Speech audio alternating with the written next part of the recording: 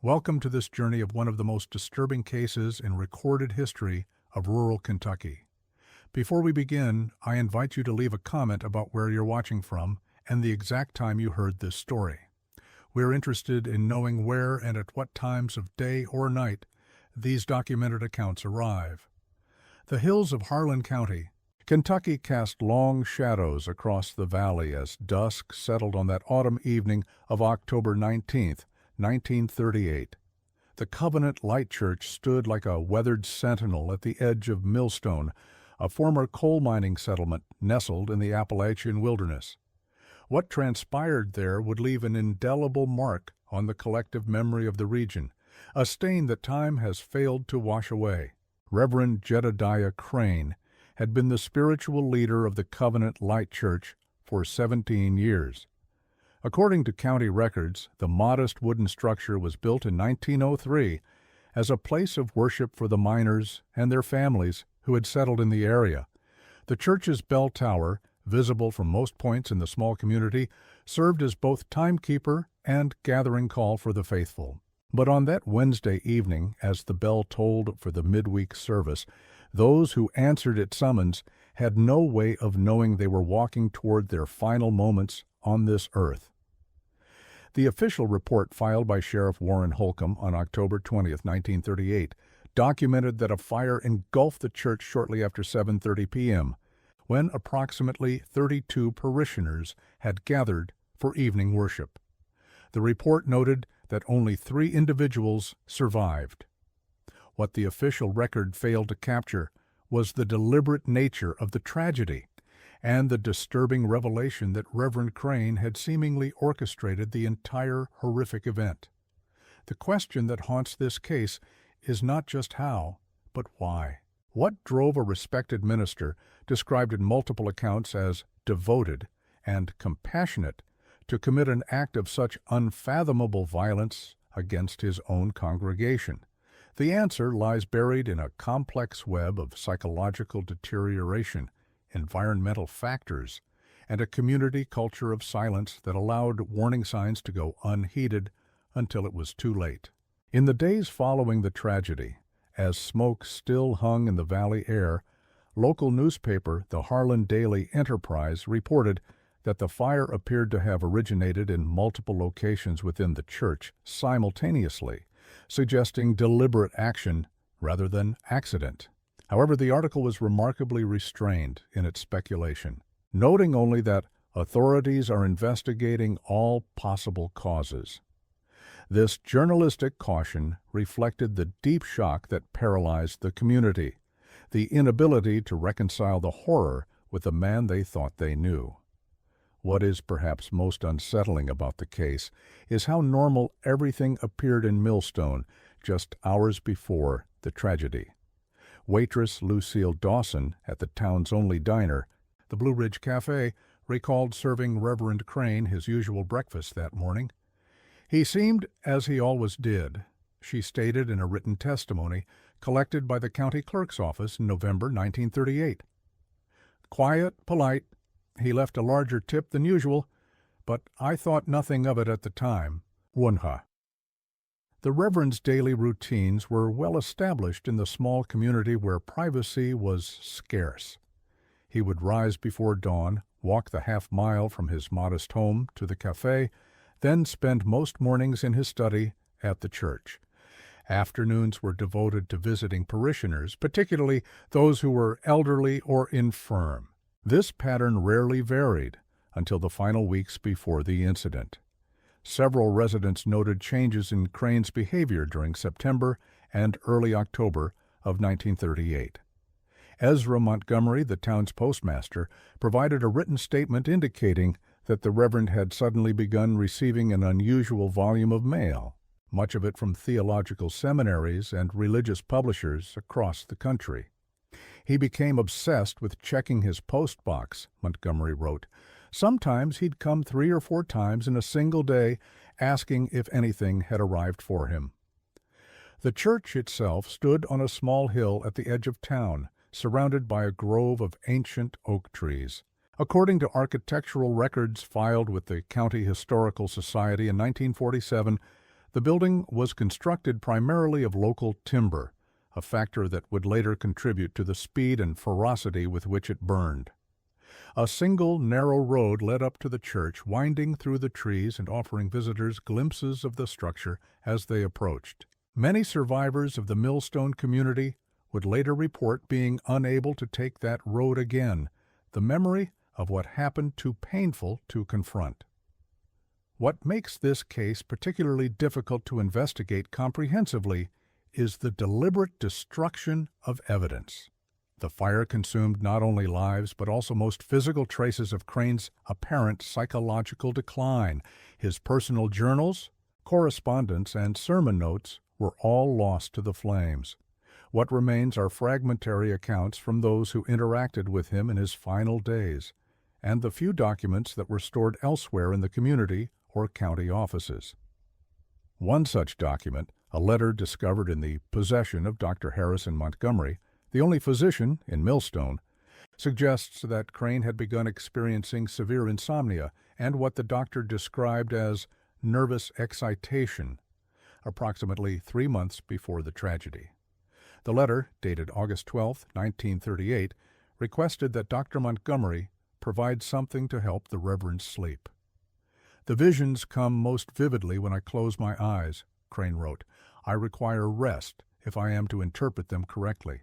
The doctor apparently prescribed a mild sedative, noting in his personal records that the minister appeared unnaturally pale and thin, with a concerning intensity in his gaze.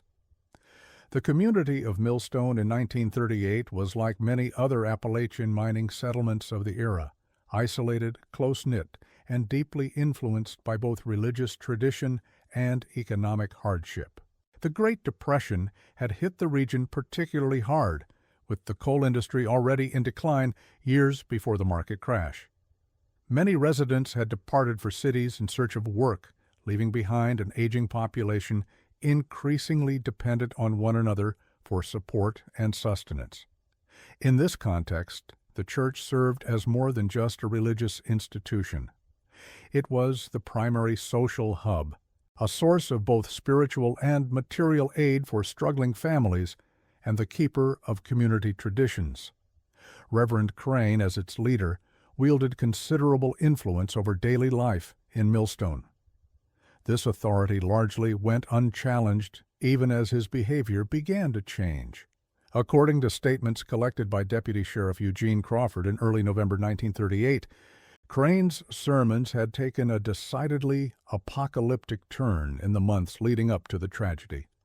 Crawford interviewed several regular attendees who had missed the fatal service due to illness or other commitments.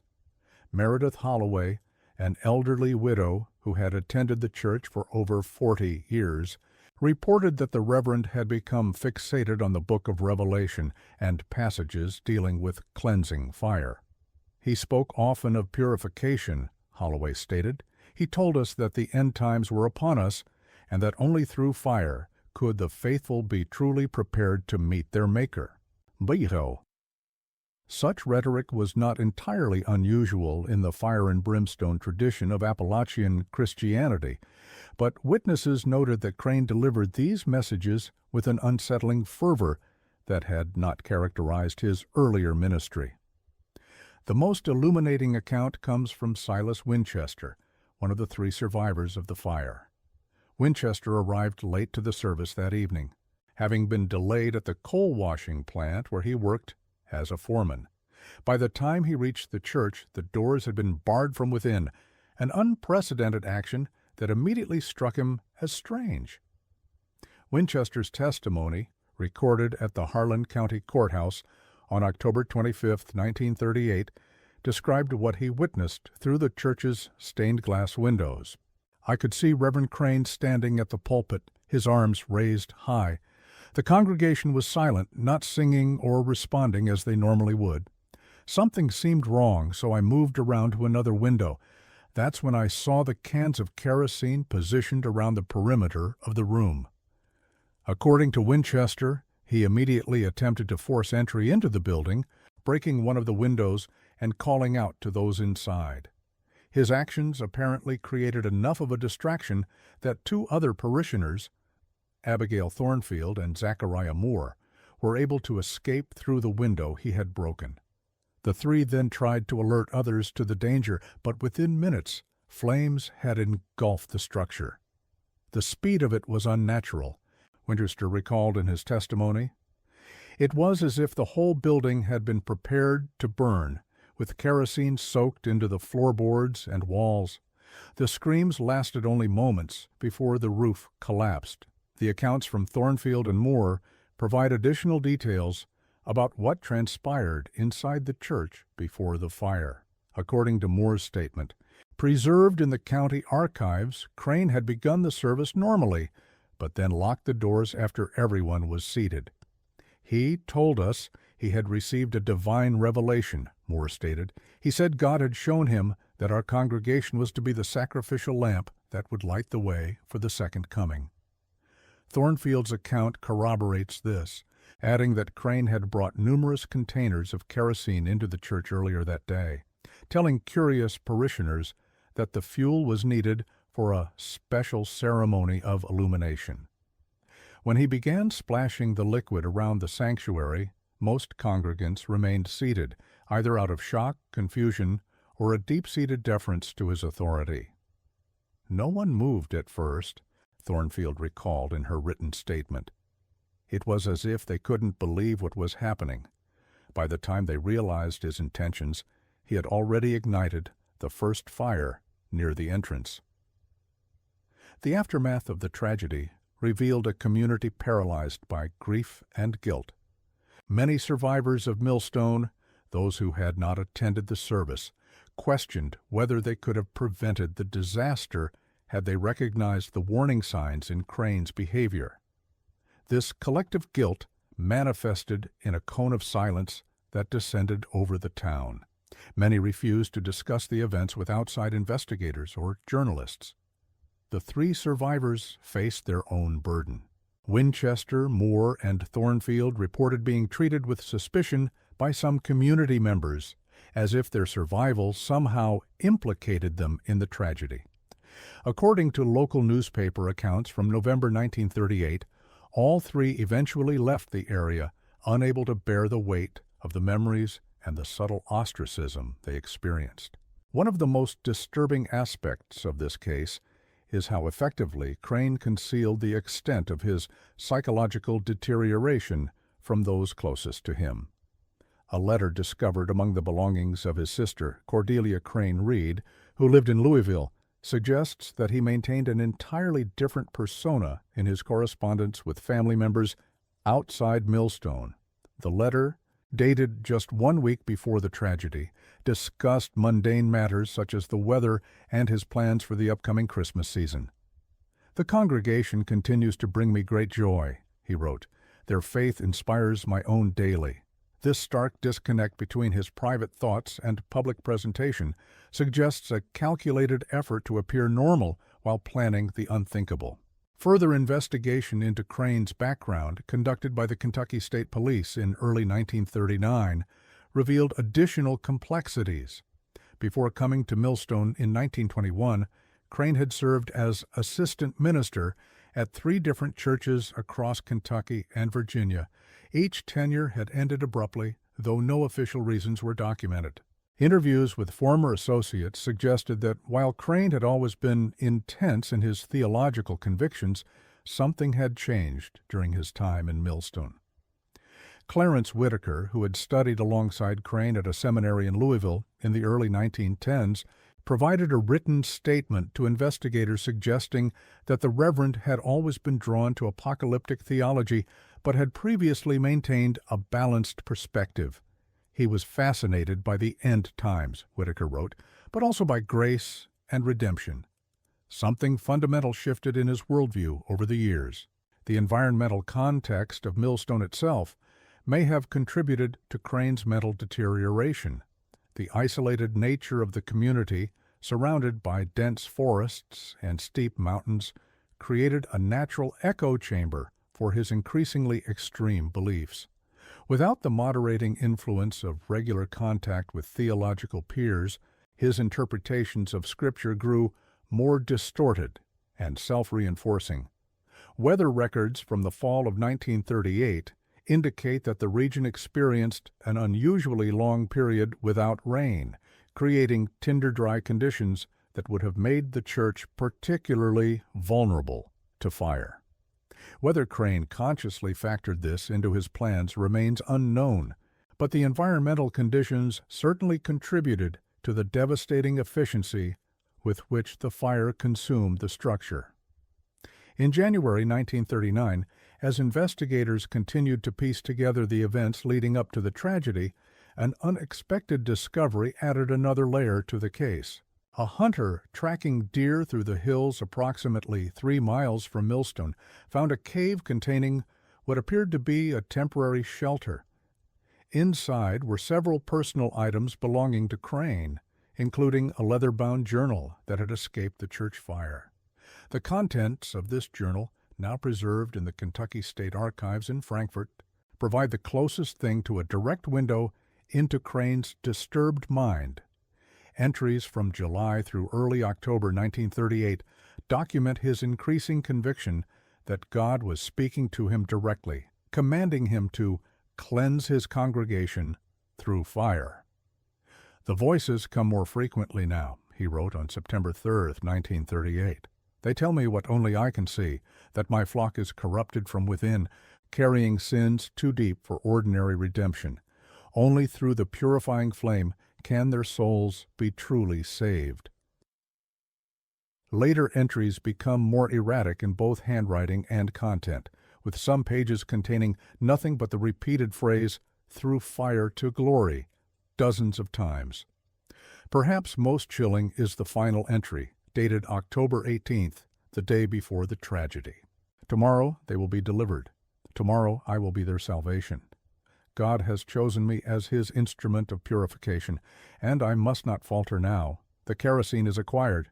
The doors will be secured. When the flames rise, they will understand at last this is not destruction, but transformation." The journal also revealed that Crane had not planned to die alongside his congregation. He had apparently intended to watch the purification from outside the church, believing he would then be called to spread his apocalyptic message to other communities. What disrupted this plan appears to have been the unexpected intervention of Winchester, whose arrival and attempt to alert those inside forced Crane to accelerate his timeline. According to Winchester's testimony, in the chaotic moments after he broke the window, he saw Crane moving through the sanctuary with a lit torch, igniting pools of kerosene even as parishioners began to realize their danger. "There was a look of terrible purpose on his face," Winchester recalled, "not rage or madness, but the calm certainty of someone fulfilling what they believed to be a sacred duty." The most difficult question that continues to haunt this case is why none of the parishioners attempted to stop Crane or flee before the fire was set. Psychological experts who reviewed the case in the 1960s as part of a broader study on religious violence suggested that a phenomenon similar to what would later be called groupthink may have been at play. Dr. Evelyn Montgomery of Berea College, writing in a 1968 analysis preserved in the college's archives, proposed that the congregation had been systematically conditioned over months to accept increasingly extreme rhetoric and behavior from their spiritual leader. The incremental nature of this conditioning, combined with the powerful social pressure to conform in a small, isolated community, created a situation where even self-preservation instincts were temporarily suppressed. The investigation into the tragedy continued through the spring of 1939, but gradually lost momentum as the nation's attention turned increasingly toward the war in Europe. A final report issued by the Kentucky State Police in May 1939 officially classified the incident as mass murder by means of arson, with Reverend Jedediah Crane listed as the perpetrator. No other individuals were implicated in planning or executing the crime. The site of the Covenant Light Church remained untouched for many years after the tragedy the charred foundation and collapsed bell tower standing as a grim memorial to those who perished. According to county land records, the property was eventually deeded to the state of Kentucky in 1952, with the stipulation that it never again be used for development or habitation. Today, little physical evidence remains of Millstone itself. The declining coal industry eventually led to the community's abandonment in the late 1950s, with most remaining buildings reclaimed by forest over subsequent decades. Occasional hiking enthusiasts or local history buffs still visit the area, guided by increasingly inaccurate hand-drawn maps or fading memories passed down through generations. What does remain, however, is the psychological impact of that night in 1938. Descendants of those who died, now scattered across the country, still hold private remembrances on the anniversary of the tragedy. Some have reported that details of the event were never discussed in their families, creating what one descendant described in a 1978 interview with the Louisville Courier-Journal as a hereditary silence, a wound passed down without explanation. In 1963, Silas Winchester, then living in Cincinnati, Ohio, broke his decades-long silence about the events in an interview with a theological researcher from the University of Kentucky. And when asked why he had waited so long to speak openly about his experience, Winchester replied, "Some horrors are too great to put into words immediately. They require the buffer of time. And even now, I'm not certain I can explain what happened that night in any way that makes sense. How does one rationalize the actions of a man who believed he was doing God's work by committing such an atrocity?" Winchester's question remains at the heart of this case, a reminder that the most terrifying monsters are not supernatural beings, but humans convinced of their own righteousness.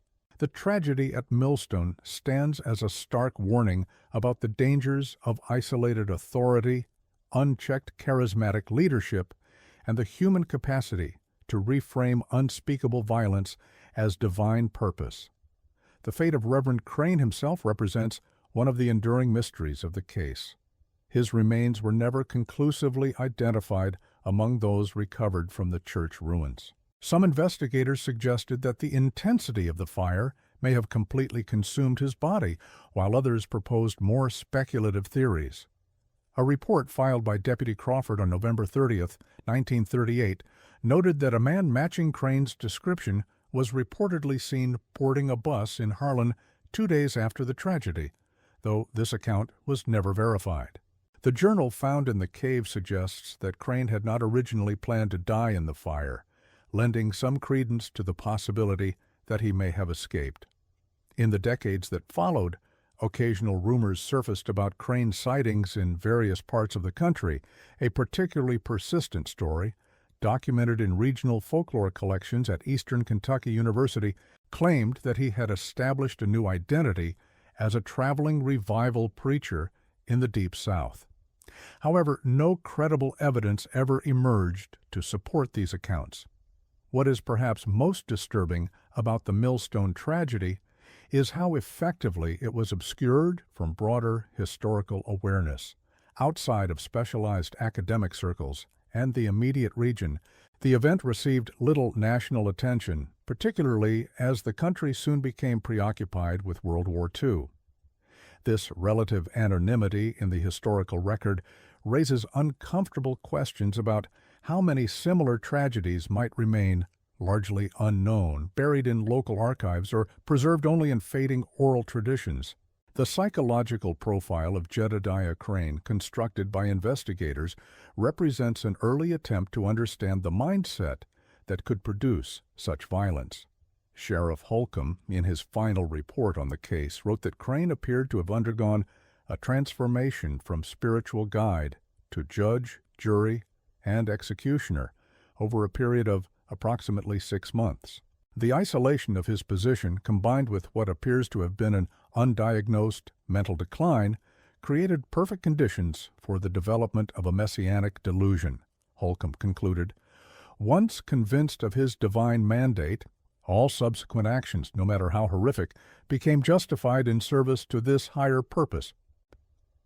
Modern psychiatric analysis would likely classify Crane's condition as a form of delusional disorder with religious preoccupation, possibly complicated by other factors such as sleep deprivation and the psychological strain of maintaining his position of authority while experiencing increasingly disturbing thoughts.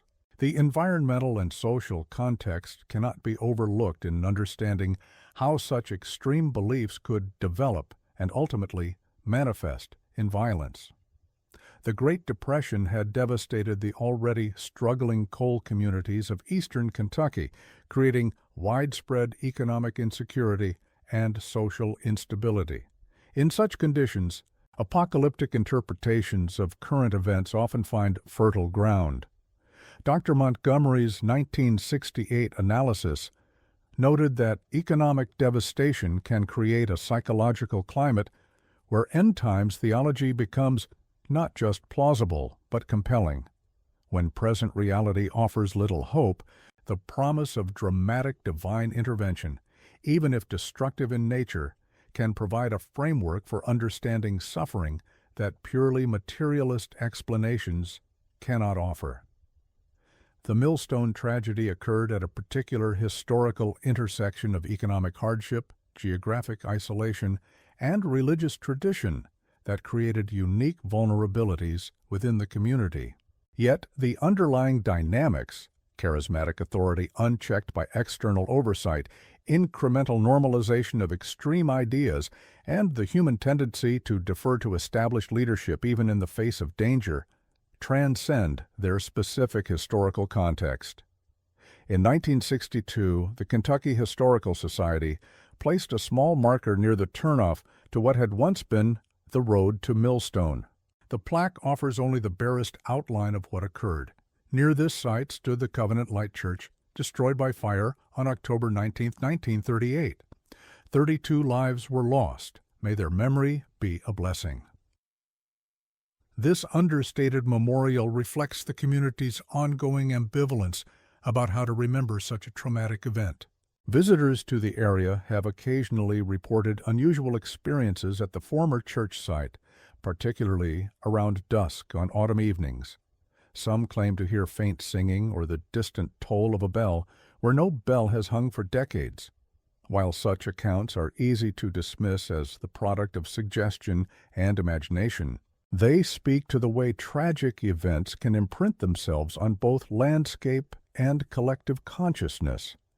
The last known survivor of the Millstone tragedy, Abigail Thornfield, died in a nursing home in Lexington, Kentucky in 1992. According to the nurse who attended her in her final days, Thornfield would often wake from sleep in a state of agitation, speaking about smoke and asking if the doors were locked. Even after more than 50 years, the trauma remained present, emerging from the subconscious mind when conscious defenses were at their weakest. Perhaps the most valuable perspective on the events at Millstone comes from Winchester's final public statement about the tragedy, given to a graduate student researching religious violence in 1967. What happened that night wasn't about God or divine revelation, he said. It was about what happens when one person's distorted vision is allowed to go unchallenged until it's too late. If there's any lesson to be taken from our suffering, it's the danger of silence in the face of growing darkness. Sometimes the most faithful act is to question, to doubt, to speak up when something feels wrong, even if that voice comes from the pulpit. The hills around what was once Millstone still stand. The forests have reclaimed most traces of human habitation, and the passage of time has softened the sharp edges of tragedy. Yet the essential questions raised by that night in October 1938 remain as relevant today as they were then. How do we recognize when faith becomes distortion? What responsibility do communities bear for the actions of those they elevate to positions of authority? And perhaps most fundamentally, how do we prevent the sacred from becoming a justification for the unspeakable? Especially disturbing are the accounts of what happened in the moments immediately before Winchester arrived at the church. According to statements from Thornfield and Moore, Reverend Crane had spent nearly 20 minutes addressing his congregation in what Thornfield described as an almost trance-like state. He spoke of visions he claimed to have received over the previous weeks, visions of a world cleansed by divine fire, with the faithful serving as the first kindling for a global conflagration. He told us that God had revealed to him that the congregation of Covenant Light had been specially chosen, Moore recalled in his testimony, that our sacrifice would ignite a purification that would spread across the nation and eventually the world. Most parishioners, according to the survivors' accounts, listened in stunned silence. Whether out of respect, fear, or simple disbelief, they remained seated, even as Crane began to move methodically around the sanctuary, pouring kerosene along the walls and across the wooden pews. It was only when he produced a match and declared, "Now we ascend together," that panic finally set in. By then, however, the exits had been barred, and Crane had positioned himself near the main doors. The internal architecture of the church, described in county building records from 1903, featured a traditional layout with a central aisle leading from the entrance to the pulpit, with pews arranged in rows on either side. Two smaller side exits existed, but according to survivors, these had been blocked with heavy furniture earlier in the day. This premeditation suggests that Crane had been planning the event for some time, systematically removing escape routes and creating optimal conditions for the fire to spread rapidly. The oldest members of the congregation occupied the front rows, nearest to the pulpit. According to Thornfield's account, it was these individuals who first realized the gravity of the situation, rising from their seats and attempting to reason with Crane. Their efforts proved futile. He looked through them, not at them, Thornfield stated, as if he were seeing something beyond this world entirely. The precise sequence of events in the final moments before the fire ignited is difficult to reconstruct definitively. Both surviving witnesses were positioned near the rear of the church, and their attention was divided between Crane's actions and their own growing realization of danger. What is clear is that the fire spread with extraordinary speed, suggesting that Crane may have used accelerants beyond the visible containers of kerosene, possibly soaking elements of the church's interior in advance. The community's delayed response to the fire represents another tragic aspect of the case. According to interviews conducted with Millstone residents in late 1938, the sight of smoke rising from the church initially caused little alarm. Autumn evenings were often chilly in the mountains, and it was not uncommon for the building's pot-bellied stove to be lit during evening services. By the time anyone realized the severity of the situation, the structure was already fully engulfed. Dr. Montgomery's 1968 psychological analysis of the Millstone tragedy points to several factors that may have contributed to the congregation's apparent paralysis in the face of danger. Beyond the obvious element of shock, she wrote, there appears to have been a profound inability to reconcile the trusted figure of their spiritual leader with the actions they were witnessing. This cognitive dissonance may have temporarily overwhelmed normal self-preservation instincts. The relationship between Crane and his congregation had developed over nearly 2 decades, during which he had officiated at weddings, funerals, baptisms, and countless Sunday services. He had visited the sick, counseled the troubled, and shared meals in the homes of his parishioners. This deep integration into the community's most intimate moments established a level of trust that would have been extraordinarily difficult to break, even in the face of increasingly erratic behavior. The winter following the tragedy was reportedly one of the harshest in living memory, with heavy snowfall isolating Millstone even more completely than usual. Several elderly residents died during those months, their deaths attributed to natural causes, but locally understood to be indirect casualties of the church fire, the community's grief and trauma manifesting in physical decline. By spring, when state investigators returned to continue their work, They found a population changed in fundamental ways. The people here speak in whispers now, one investigator noted in his personal journal, later donated to the Kentucky Historical Society, as if raising their voices might somehow summon back that night. Particularly notable was the community's relationship with religion in the aftermath. According to county records, no new church was established in Millstone after the destruction of Covenant Light. Those residents who wished to attend services traveled to neighboring communities, but many apparently abandoned formal religious practice entirely. A census taker in 1940 noted an unusually high number of Millstone residents who declined to state any religious affiliation, a striking departure from the norm in rural Kentucky at that time. The psychological term collective trauma would not enter academic discourse until decades later, but the phenomenon it describes was clearly evident in Millstone after 1938. The shared experience of the tragedy, coupled with the impossibility of making sense of it within conventional frameworks of understanding, created a wound in the community's collective psyche that could not be easily articulated or resolved. This silence, this inability to process the events through normal social mechanisms, likely contributed to the town's eventual abandonment. The economic factors of declining coal production and the pull of urban opportunities certainly played their part, but longtime residents interviewed in later decades often spoke of Millstone as a place that had lost its soul after the church fire. The broader religious community in eastern Kentucky responded to the tragedy with a mixture of horror, disbelief, and defensive distancing.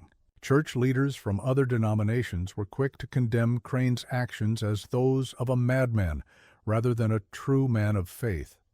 This framing, while understandable as an attempt to prevent the actions of one individual from tarnishing all religious leadership, inadvertently hindered a more nuanced examination of how religious authority structures might contribute to such events.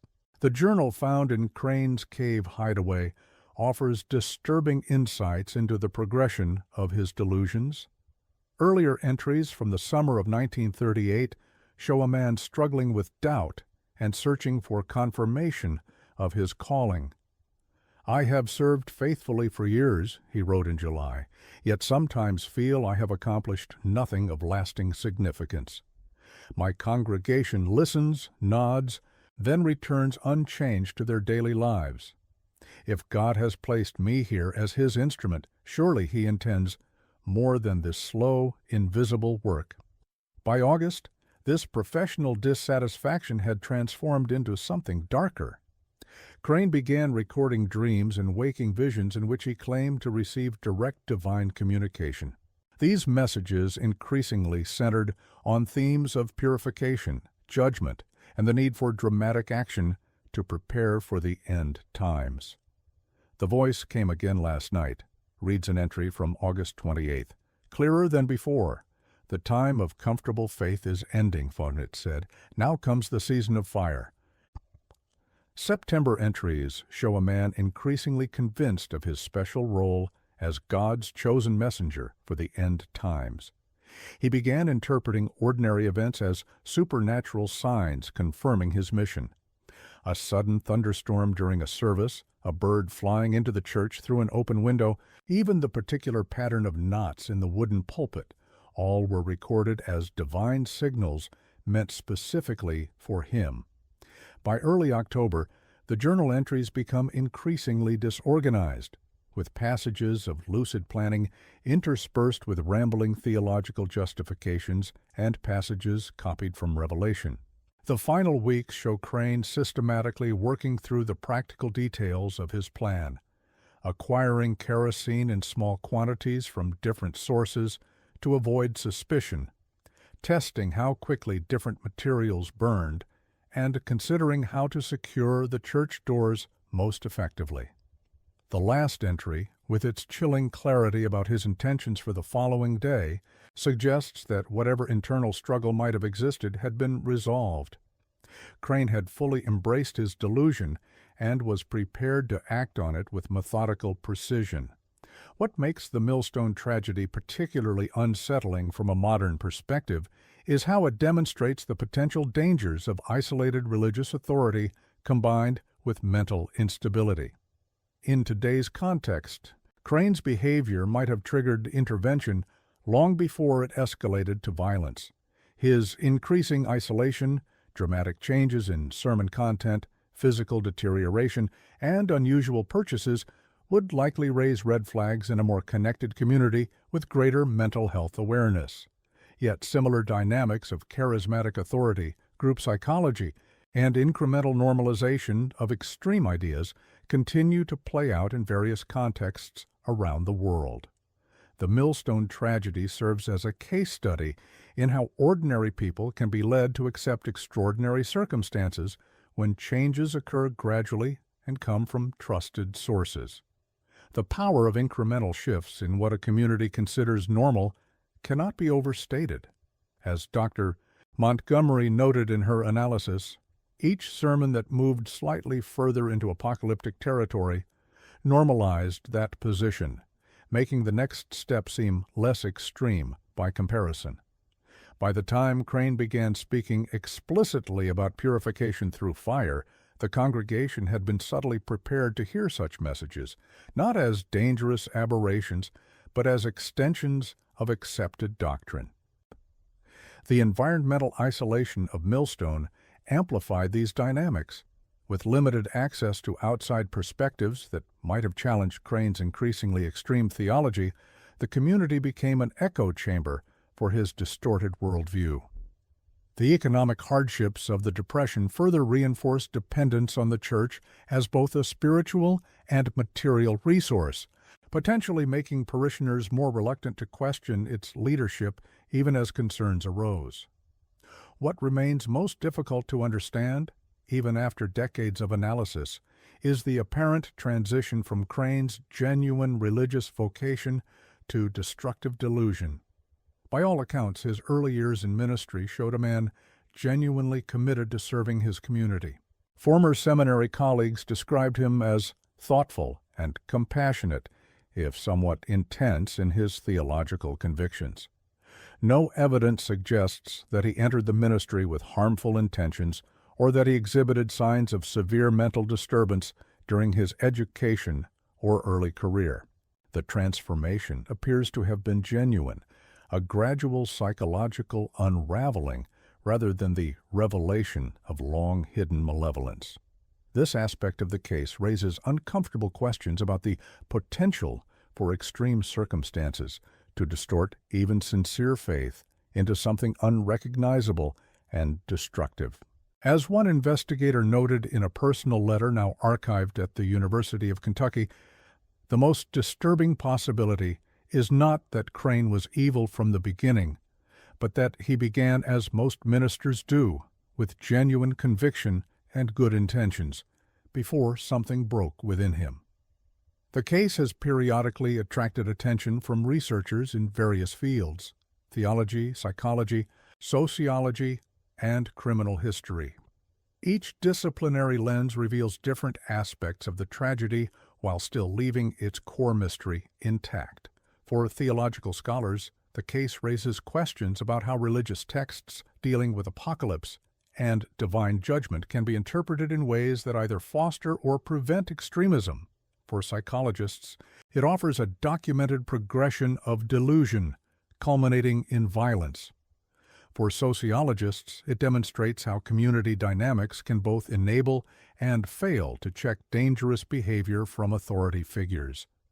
The story of Millstone serves as a dark mirror reflecting uncomfortable truths about human psychology and social structures.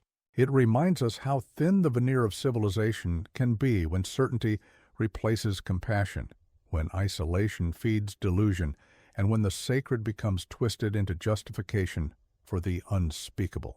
The tragedy's relative obscurity in broader historical awareness does not diminish its significance as a case study in how communities function, and sometimes catastrophically malfunction, under pressure.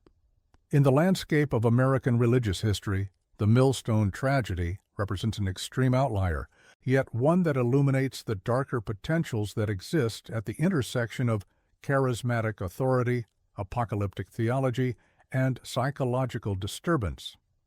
What makes the case particularly valuable for understanding religious violence is the documentary evidence that allows us to trace the progression from conventional faith to destructive delusion. Unlike many similar incidents, where only the final violent act is well documented, the Millstone case offers glimpses into the gradual process through which Crane's worldview transformed. This progression, from doubt to special revelation to divine mandate to violent action, follows patterns that have been observed in other cases of religiously motivated violence across different traditions and time periods. The final question that continues to haunt those who study the Millstone tragedy is whether it could have been prevented. Given the isolated nature of the community, the limited understanding of mental health in rural Kentucky in the 1930s, and the powerful role of religious authority in such contexts, the sad likelihood is that the warning signs that seem obvious in retrospect were nearly impossible for contemporaries to recognize or act upon effectively. Yet this sobering assessment does not diminish the importance of the case as a warning. The mechanisms that enabled the tragedy, unchecked authority, isolation, incremental normalization of extreme ideas, and the human tendency to defer to established leadership are not unique to any particular time, place, or religious tradition. They represent universal vulnerabilities in human social organization that require continuous vigilance to recognize and address. As Zachariah Moore wrote in his final reflection on the events, the most terrifying aspect of what happened at Covenant Light is not that it was so exceptional, but that the conditions that made it possible exist in so many places, at so many times. The true memorial to those who perished is not a plaque or a monument, but the commitment to question, to doubt, and to speak out when something feels wrong, even when that voice comes from those we have been taught to trust without question. The Millstone tragedy stands as a stark reminder that the most profound horrors often arise not from supernatural forces, but from the depths of distorted human conviction, and that our best protection against such horrors lies not in denial, but in the courage to recognize the warning signs before the fire is lit. The old church grounds sit silently now, gradually reclaimed by the Appalachian forest that surrounds them.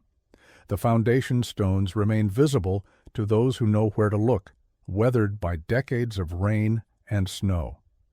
No official tours lead visitors to the site, no interpretive signs explain what happened there. Yet the story persists, passed down through academic papers, local historical societies, and the memories of those connected to the event. It persists not merely as a macabre tale of rural tragedy, but as a case study in how ordinary people can be led to extraordinary harm when the safeguards of community oversight, outside perspective, and willingness to question authority break down. In this persistence, in this continued remembrance, perhaps the lost congregation of Covenant Light Church finds some measure of meaning in their tragic end, not as the harbingers of apocalypse that Crane envisioned, but as an enduring warning about the dangers that can hide within even the most trusted institutions when we surrender our responsibility to question, to doubt, and to speak out against growing darkness. As the sun sets once more over the hills of Harlan County, casting long shadows across what was once Millstone, we are left with Winchester's final reflection, recorded shortly before his death in 1976. I have carried that night with me for almost 40 years now. I have tried to understand it, to make sense of it, to find some purpose in the suffering.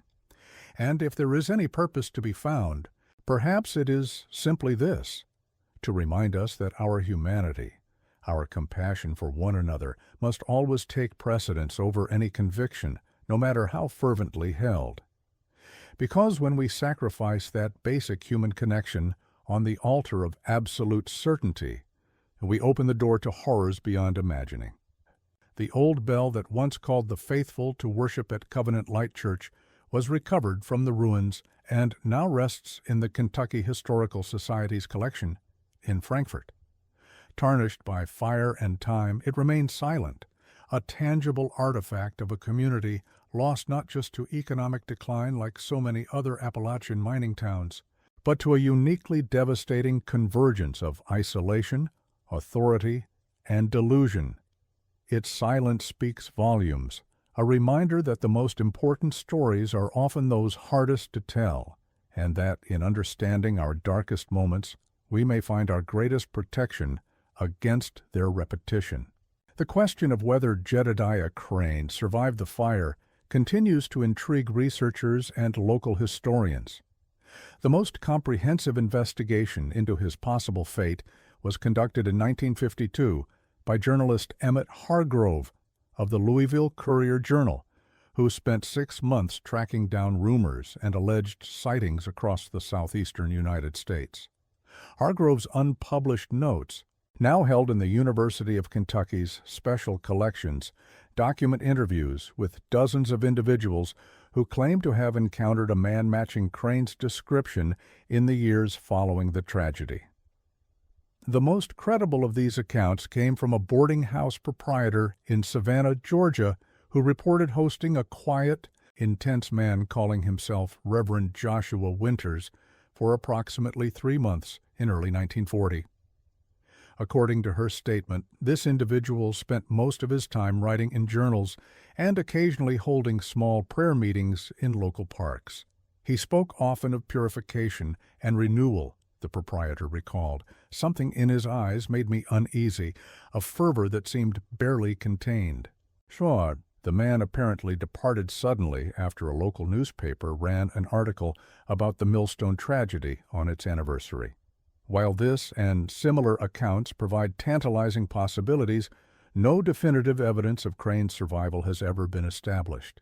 If he did escape the fire, he effectively vanished from verifiable history, leaving behind only whispered stories and unconfirmed sightings.